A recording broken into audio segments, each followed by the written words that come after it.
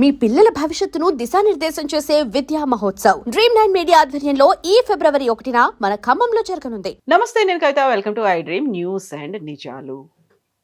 ఈ సంవత్సరం వెస్ట్ బెంగాల్లో ఎన్నికలు జరగబోతున్నాయి. ఈ నేపథ్యంలోనే స్పెషల్ ఇంటెన్సివ్ రివిజన్ అనేది ప్రారంభమైంది. దానికి సంబంధించి బోల్డ్ అన్ని ఆరోపణలు, విమర్శలు వినిపిస్తున్నటువంటి తరుణంలోనే రాజకీయ వ్యూహకర్త Prashant Kishor office, IPAC director Prateek Sinha కార్యాలయాలు, ఇళ్ల మీద కూడా ఈడీ సోదాలు చేసింది. ఇక్కడే ఈడీ కీలకమైనటువంటి సమాచారాన్ని సేకరించే పనిలో ఉన్నప్పుడే మమతా బెనర్జీ వచ్చారు, అక్కడున్నటువంటి పలు డాక్యుమెంట్లను తీసుకువెళ్లారు అనేటువంటి ఆరోపణలు కూడా వినిపిస్తున్నాయి. సో ఒకరి మీద ఒకరు ఆరోపణలు చేసుకుంటున్నారు. బట్ ఈడీ ఎందుకని ఐపాక్ కార్యాలయం మీద దాడి చేసింది? ఏం ఆధారాలున్నాయి? ఆరోపణలు ఎలా ఉన్నాయి? మనతో పాటుగా ఉన్నారు సీనియర్ జర్నలిస్ట్ సురేష్ కొచ్చతిల్ గారు. సార్ నమస్తే. సో మనం వెస్ట్ బెంగాల్ గురించి మాట్లాడుకున్నప్పుడల్లా మనం స్పెషల్ ఇంటెన్సివ్ రీజన్, అక్కడ ఉన్నటువంటి ఇన్ఫిల్ట్రేటర్స్ గురించి మాట్లాడుకునే వాళ్ళం. బట్ ఇప్పుడు సరికొత్తగా ఇంకొక న్యూస్, ఈడీ ఎంటర్ అయింది, అక్కడ ఉన్నటువంటి స్ట్రాటజిస్ట్ ఐపాక్ ఆఫీసుల మీద దాడి చేసిందని. ఎందుకు దాడి చేయాల్సి వచ్చింది? ఇది యాక్చువల్లీ 2020లో ఒక కేసు రిజిస్టర్ అయింది. ఇది ఒక coal smuggling case. West Bengal, Bihar, జార్ఖండ్లో కోల్ స్మగ్లింగ్ అనేది చాలా నార్మల్. ఆ స్మగ్లింగ్ ఎట్లయితుందంటే, ఇప్పుడు వెస్ట్ బెంగాల్ తీసుకుందాం, లేకుంటే జార్ఖండ్ తీసుకుందాం, ఈస్టర్న్ కోల్ ఫీల్డ్స్ అక్కడ నంబర్ 1 కంపెనీ. మన దగ్గర సింగరేణి ఉన్నట్లు. ఇప్పుడు ఆలోచించండి, సింగరేణిలో రాత్రిపూట ఎవరు లేరు, లేకుంటే ఉంటే కూడా డబ్బులు ఇచ్చి వీళ్ళు వచ్చి, కొంతమంది వచ్చి బొగ్గు తవ్వి ఒక లారీలు వేసుకొని వెళ్ళిపోతారు. అక్కడ చిన్న చిన్న కంపెనీలు ఉంటాయి, వాళ్ళకి అమ్ముతారు. అంటే వాళ్ళకి ఫర్ ఎగ్జాంపుల్ 100 రూపాయలకి ఒక లేకుంటే 1000 రూపాయలకి ఒక క్వాంటిటీ వస్తుంటే వీళ్ళు 500 ఆఫర్ చేస్తారు. వీళ్ళు ఎట్లా స్మగిల్ చేసి తీసుకొచ్చారు, డబ్బులు ఏం కట్టలేదు ఎక్కువ. సో ఆ డబ్బులు అట్లేదు. సో దాంతో ఏమవుతుందంటే వీళ్ళకు ఈస్టర్న్ కోల్ ఫీల్డ్స్ కానీ మిగతా కంపెనీస్కి, అది కోల్ ఇండియా కూడా వాళ్ళకి లాస్లో వెళ్ళిపోతారు. సో స్మగ్లింగ్ అనేది పెద్ద బిజినెస్. బీహార్లో ఒక టైంలో it was like a big mafia. Parallel government ఉండే, గవర్నమెంట్కి వచ్చే ఆదాయం కన్నా 30% వీళ్ళకి వస్తుంది ఆదాయం. అంత బిజినెస్ ఉండే అనమాట. 2020లో ఒక కేసు రిజిస్టర్ అయింది. ఇట్లానే ఒక జెంటిల్మెన్ మీద, మంచి అని చెప్పి ఆయనకి ఒక కేసు వేశారు. ఆయన మీద ఆల్మోస్ట్ 240 కోట్లు ఈ కోల్ తవ్వి తీసుకెళ్లారని చెప్పి కేసు ఉండే. కానీ ఆ డబ్బులు ఎక్కడ పోయిందని ఎవరికి తెలియదు. So it went via hawala route, Dubai ఎక్కడికి వెళ్ళి మళ్ళీ తిరిగి వచ్చింది ఆ డబ్బులు. అప్పుడు ఈడీ కేసు రిజిస్టర్ చేశారు. ఎందుకంటే ED gets involved only if there is a inter country involvement. Enforcement directorate అంటారు దాన్ని వాళ్ళు. సో ఈ కేసులో ఏమైందంటే, దీంట్లో ఎందుకంటే ఈ ఐపాక్ అనే ఆర్గనైజేషన్ ఇప్పుడు Prashant Kishor is not there in IPAC actually, technically లేరు. ఎందుకంటే he started a political party. So it was only Sinha who's running it technically. 2019లో మమతా బెనర్జీ ఎలక్షన్ వాళ్ళే హ్యాండిల్ చేశారు. 2024 కూడా వారే హ్యాండిల్ చేసినారంటే, but Mamata Banerjee is denying it. మాకు వాళ్ళతో ఏ సంబంధం లేదని చెప్పిన మనిషి నిన్న వెళ్ళి వాళ్ళ ఫైళ్ళు, హార్డ్ డిస్క్లన్నీ ఎత్తుకొచ్చారు అక్కడి నుంచి. ఎందుకు? ఎనీవే, సో కేసులో ఏమైందంటే, దీంట్లో ఈ డబ్బులు రూట్ చేసింది ఎలక్షన్ కోసం, పేమెంట్ కోసం ప్రతీక్ సిన్హాని ఐపాక్కి పేమెంట్ చేశారని చెప్పి ఈ ఫస్ట్ అక్యూస్ని ఇంటరోగేట్ చేసినప్పుడు ఆయన చెప్పారంట. అది 2-3 సోర్సెస్ నుంచి వచ్చి ఒక చాలా మటుకు ఆ పేమెంట్స్ అన్ని ఇర్రెగ్యులర్ పేమెంట్స్ ఉంటాయి. సో దానికి జరిగిన రేడ్ ఇది 2 ప్లేసెస్లో కలకట్టాలో జరిగింది. ఒకటి వాళ్ళ ఆఫీస్లో, ఒకటి ఆయన ప్రతీక్ రెసిడెన్స్లో. ఈమె వెళ్ళి ఆఫీస్కి వెళ్ళి అక్కడ ఉన్న కొన్ని ఫైల్స్, హార్డ్ డిస్క్ అని ఎత్తుకెళ్ళిపోయింది. మమతా బెనర్జీ వచ్చే ముందు అక్కడున్న కల్కట్టా పోలీస్ కమిషనర్ కూడా వచ్చారంట అక్కడ. Technically that's a violation.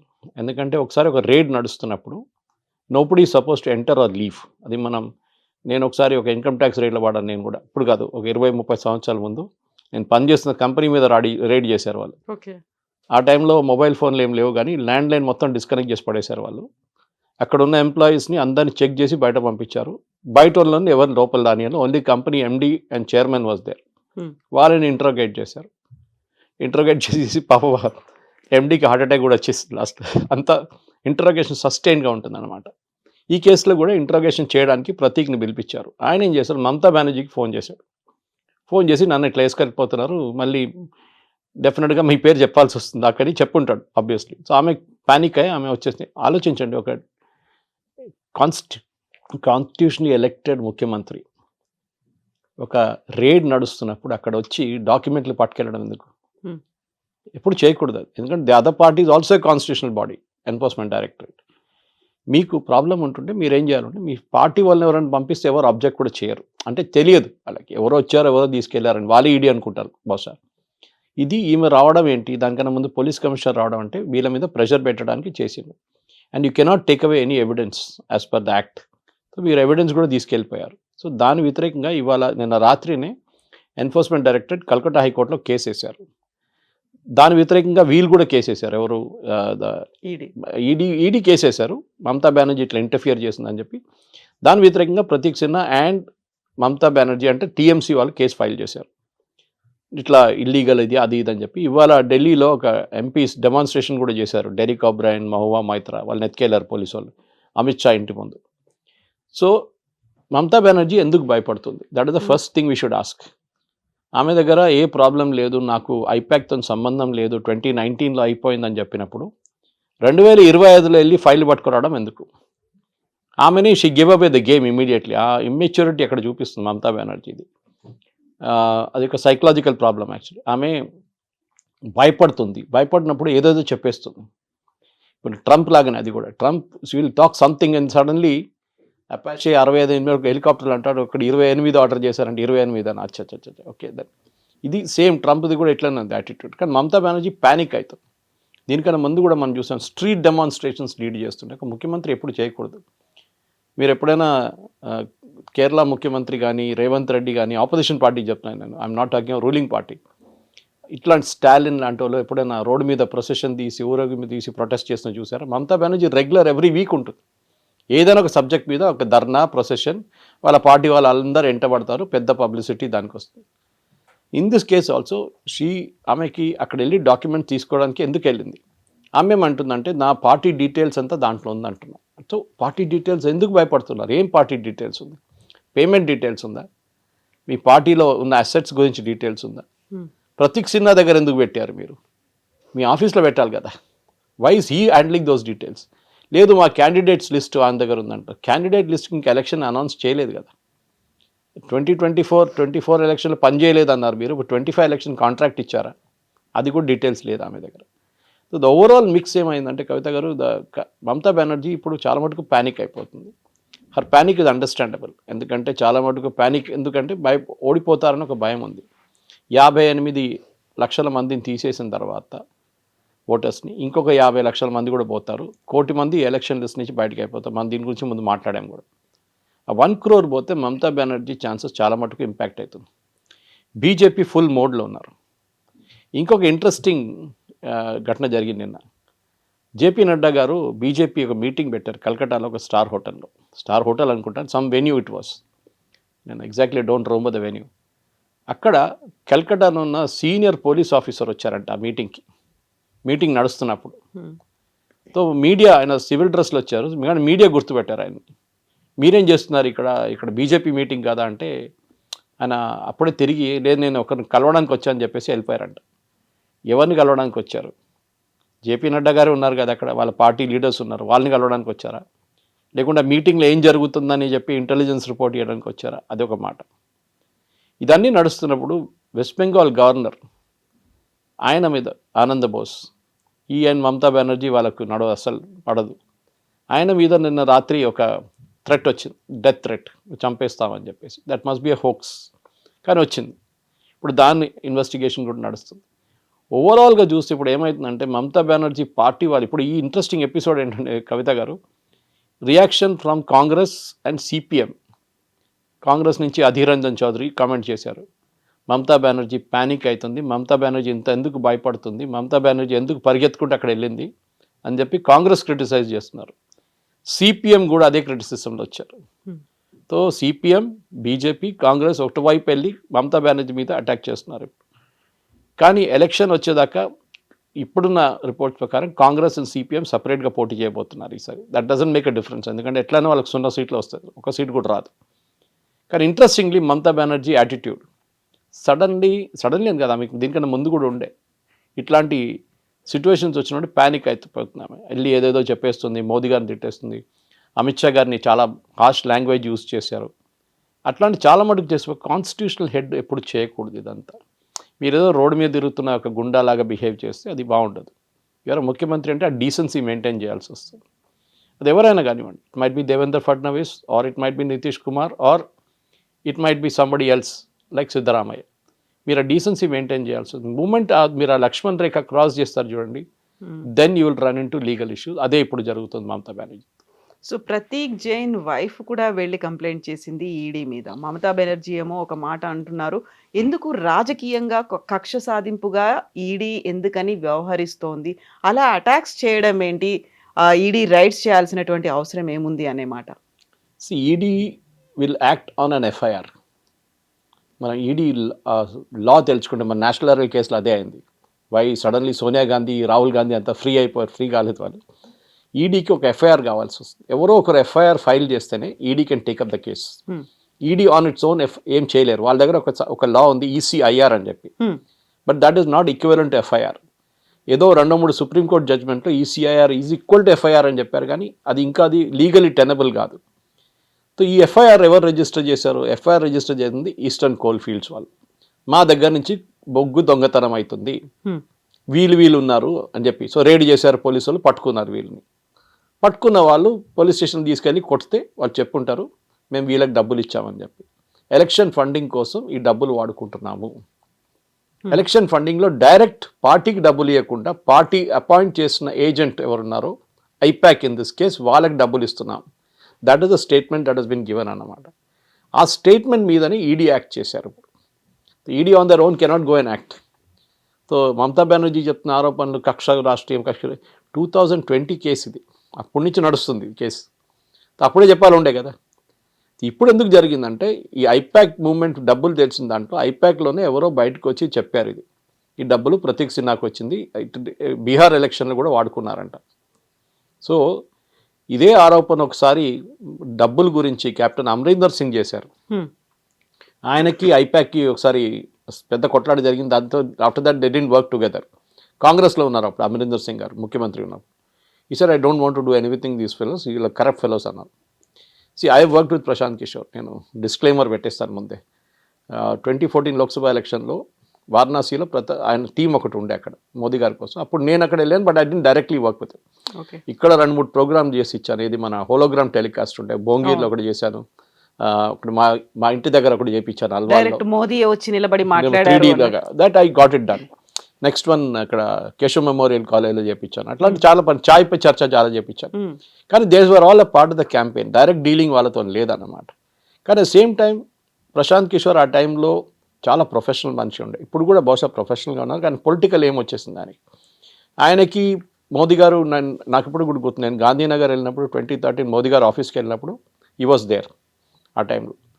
So ఆ టైంలో మోదీ గారిని కలిసినప్పుడు, నేను కలిసినప్పుడు హీ వాజ్ ఆల్సో సిట్టింగ్ పక్కనే ఒక క్యాబిన్లో ఆయన కూర్చున్నారు. అప్పటి నుంచే క్యాంపెయిన్ ప్లాన్ చేస్తున్నారు. అంటే ఆయన ముఖ్యమంత్రి అప్పుడు, కానీ మోదీ గారు ఇమేజ్ బిల్డప్ చేయడంలో ఆఫ్టర్ 2002 ఆ ఇమేజ్ ఇంప్రూవ్ చేయడంలో చాలా మటుకు ప్రశాంత్ కిషోర్ పనిచేశారు.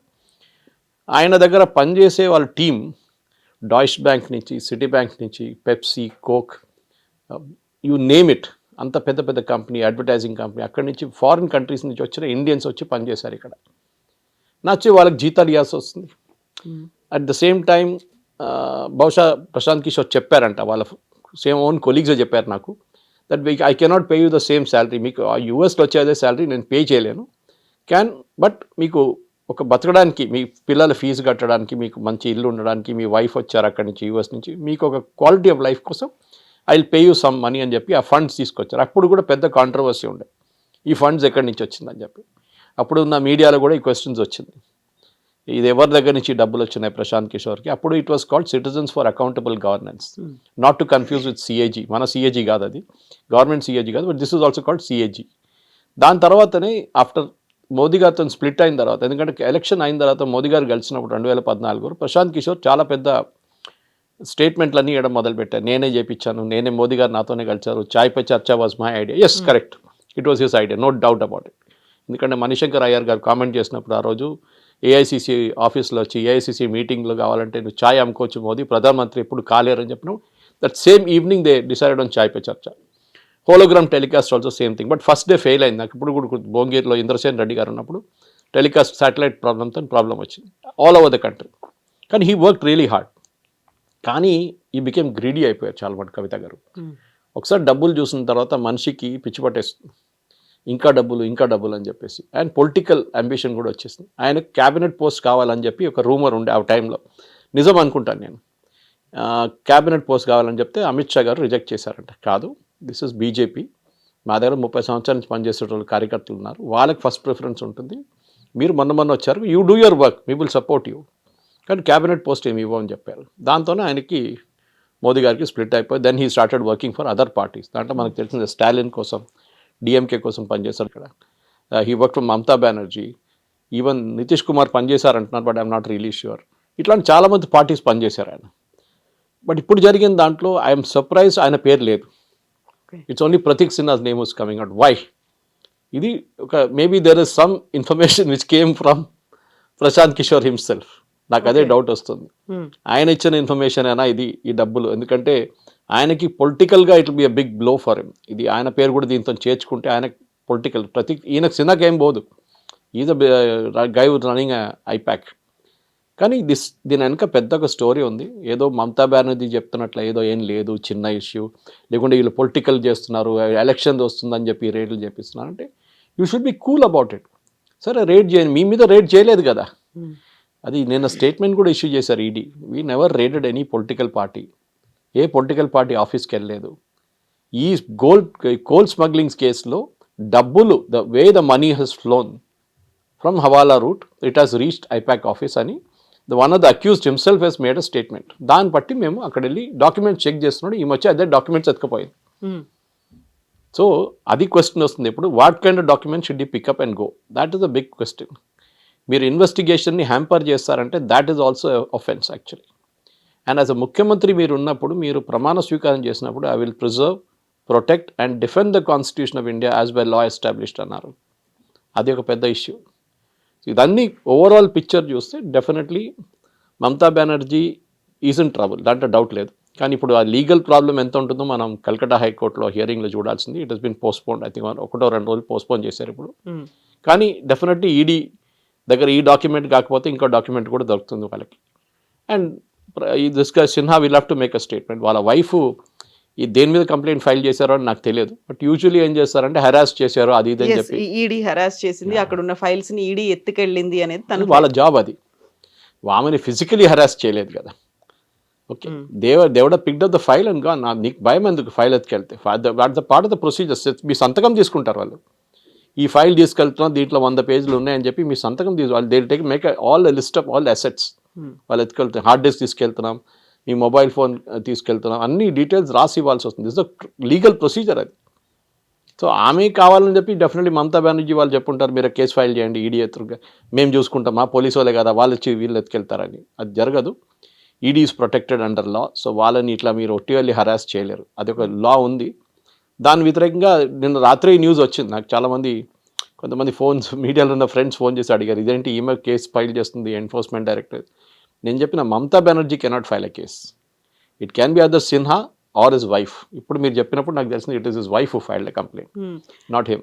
బట్ మమతా బెనర్జీకి ఐపాక్ మీద ఎందుకంత నమ్మకం, అంత డిపెండ్ అయ్యేటువంటి పరిస్థితి ఏంటి అసలు? యాక్చువల్గా ఎవరైతే ఎస్టాబ్లిష్ చేశారో ప్రశాంత్ కిషోరే వెళ్ళిపోయారు, ఇన్ని పార్టీలకు వర్క్ చేశారు, బట్ జనసురాజ్ పార్టీ బీహార్లో ఘోరంగా ఓడిపోయింది, అసలు హీ కుడ్ నాట్ పర్ఫామ్. అలాంటి కండిషన్లో ఐపాక్ మీద అంత డిపెండ్ అయ్యేటువంటి పరిస్థితి, అంత నమ్మకం ఎందుకు పెట్టుకుంది తను? ఐ థింక్ మమతా బెనర్జీకి ఇప్పుడు చాలా అవసరం ఐపాక్. ఎందుకంటే ఇంగ్లీష్లో మేము స్లైస్ అండ్ డైస్ అంటాం స్టాటిస్టిక్స్లో. ఒక కాన్స్టిట్యున్సీలో 30,000 నుంచి 40,000 ఓట్లు వెళ్ళిపోతే have been remove from the rolls అంటే అది ఏ పార్టీ గెలిచిందో వాళ్ళకే problem. Last time Mamata Banerjee TMC party, if my memory serves me right, 215 సీట్లు గెలిచారు వాళ్ళు. 215-17. బీజేపీకి 77 వచ్చినాయి, వీళ్ళిద్దరికి 0. మిగతా చిన్న చిన్న పార్టీలకి ఏదో వచ్చినా కానీ the major part went to these 2. ఇప్పుడు 30,000 నుంచి 50,000 ఓట్లు, ఎస్పెషల్లీ కల్కటా చుట్టుపక్కల ఉన్న ఏరియాస్ నుంచి వెళ్ళిన ఓట్లు మనకి ఇప్పుడు కనిపిస్తుంది. ఇంకా ఈ నెక్స్ట్ లెవెల్లో దాంతో హియరింగ్ తర్వాత ఇంకొక 50 లక్షల మంది తీసేస్తే దెన్ ఈ 75 ఉన్న సీట్లు బీజేపీది పెరిగి మినిమం 120కి వస్తుంది. అక్కడున్న 2015 తగ్గి 140కి వస్తుంది, లేకుంటే 130కి వస్తుంది. So it will B touch and go. ఇక్కడ మమతా బెనర్జీకి ఐపాక్ పనికి వస్తుంది. ఐపాక్ వాళ్ళ వర్కింగ్ కల్చర్ చాలా బాగుంది, దాంట్లో there is no dispute on that. Congress వైపు ఇప్పుడు సునీల్ కనుగోలు అని ఉన్నారు. Is strategies. ఇప్పుడు కేరళకి వెళ్ళి మేము 100 సీట్లు గెలవబోతున్నా అని చెప్పి ప్రెడిక్ట్ చేశారంట. దీనికన్నా ముందు బీహార్లో కూడా ప్రెడిక్ట్ చేశారు, మాకు 2/3 మెజారిటీ వస్తుందన్నారు. తేజస్వితోనే రాలేదు అక్కడ. హర్యానా గెలిచేసామని చెప్పారు, అక్కడ ఓడిపోయారు. So Sunil Kanugolu is trying to replicate Prashant Kishor, కానీ he's not succeeding in that. ఆయనకు ఒకటే అడ్వాంటేజ్ ఏంటంటే is very close to Rahul Gandhi. So ఎవరు ఆయన ఏమన్నారు, ఆయన ఎంత 200 సీట్లు గెలుస్తా అంటే కూడా ఎస్ అని చెప్తారు అక్కడ. సో ఈ పరిస్థితుల్లో now Mamata Banerjee is dependent on Prashant Kishor. ఎందుకంటే ప్రతి కాన్స్టిట్యున్సీలో కవిత గారు ఎలక్షన్ ముందట్లాగా కాదు ఇప్పుడు, ఎస్పెషలీ లాస్ట్ 15 ఇయర్స్లో ఎలక్షన్ చాలా మటుకు మారిపోయింది. 15 సంవత్సరాల్లో యంగ్ ఓటర్స్ని అట్రాక్ట్ చేయడం చాలా డిఫికల్ట్ అయిపోతుంది. వాళ్ళు టీవీ చూడరు, పేపర్ చదవరు, మీరు ఏ మీడియంకి వెళ్ళినా కానీ సోషల్ మీడియాలో బహుశా కొంచెం ఉంటారు, ఇన్స్టాగ్రామ్లో ఉంటారు వాళ్ళు. సో వాళ్ళని అట్రాక్ట్ చేయడం అంటే చాలా మటుకు ఇట్లాంటి ఏజెన్సీస్ మీకు కావాల్సి వస్తుంది. వాళ్ళు టిపికల్ అడ్వర్టైజింగ్ లాగా క్యాంపెయిన్స్ డెవలప్ చేస్తారు. ఆ క్యాంపెయిన్ కూడా మైన్యూట్లీ టార్గెట్ చేస్తారు వాళ్ళు. ఫర్ ఎగ్జాంపుల్ ఐటీ సెక్టర్లో ఉన్న వాళ్ళు ఐటీ సెక్టర్ ఆ ఇష్యూస్ పెట్టి ట్యాకిల్ చేస్తారు. ఫార్మాలో పనిచేస్తున్న వాళ్ళు ఫార్మింగ్ కమ్యూనిటీలో ఆర్గానిక్ ఫార్మింగ్ చేస్తున్న చాలామంది చదువుకున్న వాళ్ళు వాళ్ళు టార్గెట్ చేస్తారు సపరేట్. అన్ఎంప్లాయిడ్ని ఇంకో రూట్లో టార్గెట్ చేస్తారు. సో ఈ స్లైసింగ్ అండ్ డైసింగ్లో వీళ్ళు Prashant Kishor team is very good.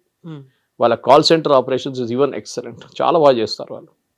So బహుశా ఇప్పుడు మమతా బెనర్జీకి వీళ్ళు కావాలి ఇప్పుడు మోర్ దెన్ వాట్. దానికోసం ఆమె నిన్న ఇచ్చిన స్టేట్మెంట్ తర్వాత నేను కూడా సర్ప్రైజ్ అయిపోయాను. 2019లో మా కోసం పనిచేశారని చెప్పిన వాళ్ళు 2025లో మమతా బెనర్జీ పార్టీ ఫైల్స్ ఎందుకు పెట్టుకున్నారు? సో పాసిబ్లీ ఆమె కాంట్రాక్ట్ రిన్యూ చేసుకుని ఉంటుంది ఇప్పుడు 2026 ఎలక్షన్స్ కోసం. She would renewed the contract with IPAC. అదే that is only reason I see. ఎందుకంటే ఆమె చెప్తుంది కదా క్యాండిడేట్ లిస్ట్ ఉంది వాళ్ళ దగ్గర అని.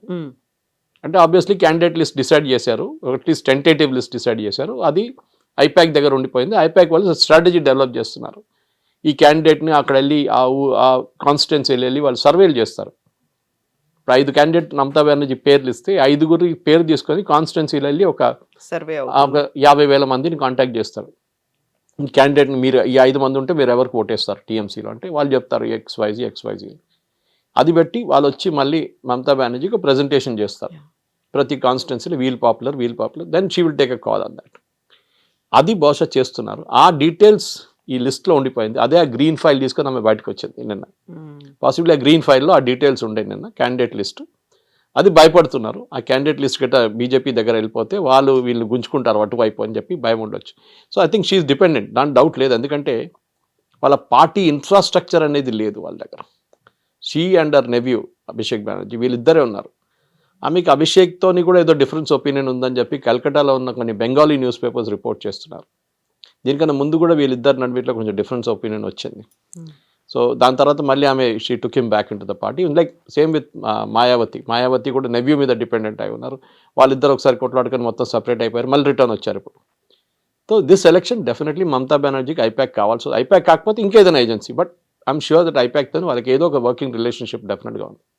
So BJP Mamata Banerjee panic అవుతుంది అంటే ఒక మీనింగ్ అనేది ఉంది, బట్ కాంగ్రెస్ అండ్ సిపిఐ కూడా అదే మాట ఎందుకు అంటున్నాయి? ఏం చెప్తారు, బెగ్గర్స్ కెన్ బి చూసర్స్ అంటారు ఇంగ్లీష్లో. అవును, ఓకే, వాళ్ళు ఏం చేసుకుంటారు పాపం, వాళ్ళకి 0 సీట్స్.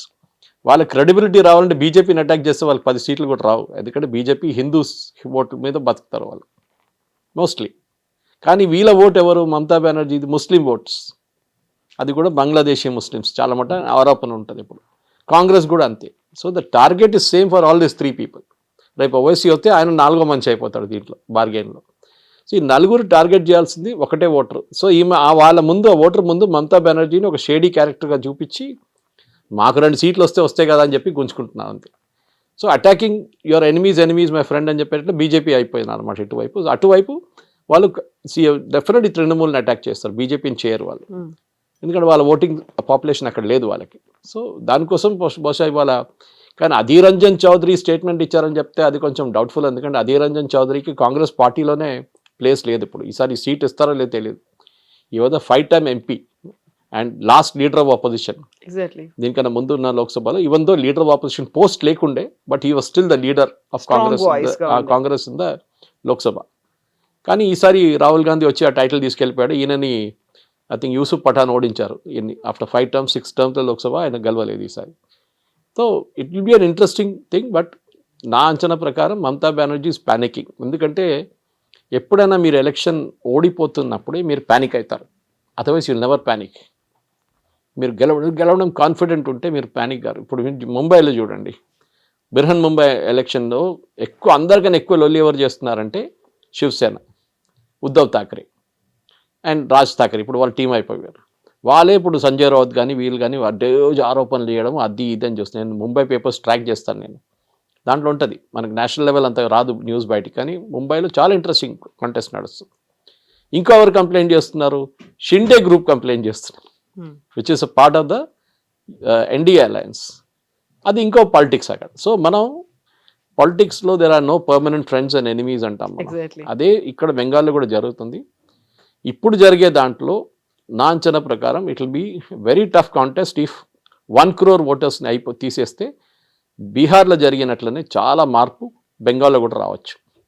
అది మన ఈ రేట్స్తో సంబంధం లేదు, because rates of nothing to do with it. ఈ రేట్స్ మ్యాక్సిమం ఏం చేస్తారంటే ఫండింగ్ ఆపేస్తారు. డబ్బులు ఫ్లో ఉంటుంది చూడండి, ఎలక్షన్ మందు కోసము, పెట్రోల్ పోపించుకోవడానికి బండ్లు, అది కాకుండా ఈ ఓటర్స్ని తీసుకురావడానికి బండ్లు, అది కాకుండా ఓటర్కి డబ్బులు ఇవ్వడము, ఇదన్నీ డబ్బులు ఉంటుంది చూడండి. ఈ డబ్బులు వాడుకుంటారు దానికి. ఆ డబ్బులు బహుశా దీంతో ఆగిపోయి ఉంటుంది. అది ఉండొచ్చు రీజన్. మమతా బెనర్జీ దానికోసమే అంటుంది కదా, ఎలక్షన్ టైం ముందు చేస్తున్నా అంటే this must be the reason for it. ఇంకే రీజన్ లేదు. Yes, sir. Thank you so Thank much, you very sir. much. Thank you.